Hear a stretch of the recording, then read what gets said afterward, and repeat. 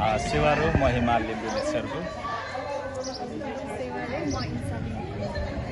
हामीले पनि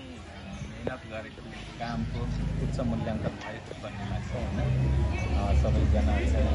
रमायौँ पनि रोयौँ पनि भन्ने खालको कुराहरू आइरहँदाखेरि होइन सबैले राम्रो छ भन्ने खालको कुराहरू आइरहँदाखेरि चाहिँ हामीले दुःख गरेका थियौँ पहाडदेखि तराईदेखि हिमालसम्मको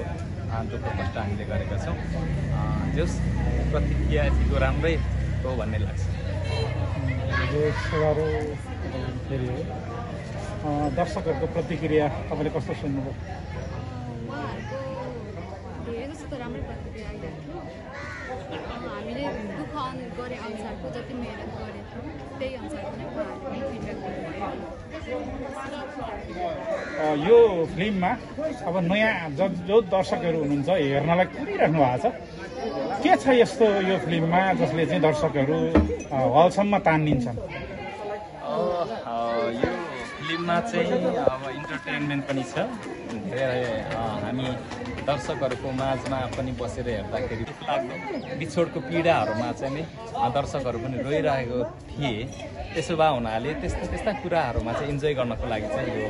हाम्रो फिल्म चलेको ठाउँमासम्म आउनुपर्छ भन्ने लाग्छ विशेष गरेर यो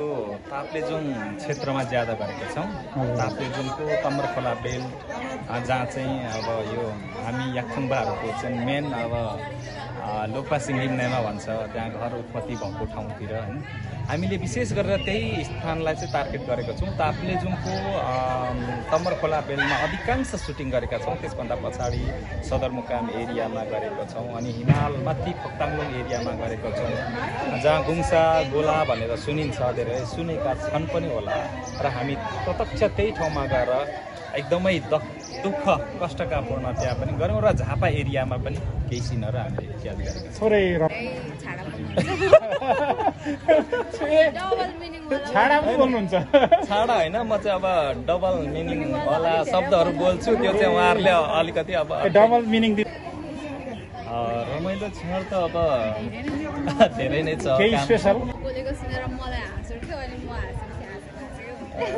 अनि अर्को अलिकति कुनै घटना सुनाउन सकिन्छ कुनै सुनाउन मिल्नेसम्म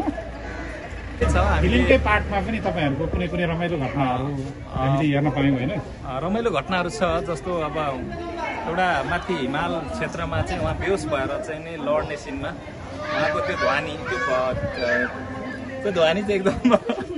सेक्सी पाराको भन्नु त्यो अर्कै पाराको सुनिएको थियो अनि पछिसम्म हामी उसलाई चाहिँ अब सिकाइरहन्थ्यौँ ऊ चाहिँ अब लजाइरहन्थ्यो त्यो राम्रै हुनुहुन्छ है पनि छ हामीले त्यो हिमालको त्यो तपाईँको के भन्छ खाम्बाचेनदेखि दुध पोखरी भन्ने ठाउँमा चाहिँ हामी जाँदाखेरि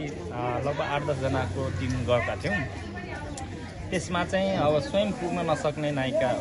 पनि हो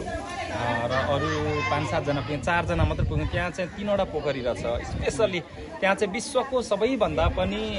स्वच्छ पानी भनेर पनि बुझिँदो रहेछ पछि हामीले थाहा पायौँ त्यो एकदम सफा पानी छ अनि त्यहाँ चाहिँ 3वटा पोखरी छ अनि त्यो ठाउँमा चाहिँ हामीले स्पेसल त्यो सिनलाई क्याच गर्ने भनेर टार्गेट लिएर गयौँ तर 4 जना बाहेक सबैजना फर्किनुभयो कारण चाहिँ के भने कसैको नाकबाट ब्लड निस्किने होइन हामीले अक्सिजनहरू र डाइटहरू बोकेरै गएको थियौँ तथापि पनि हिँड्नै नसकेर कोही ढल्ने कोही चाहिँ नाकबाट अटोमेटिकली ब्लडहरू बग्ने त्यस्तो भएर चाहिँ 4 जना मात्रै पुग्न सक्यौँ त्यो चाहिँ एउटा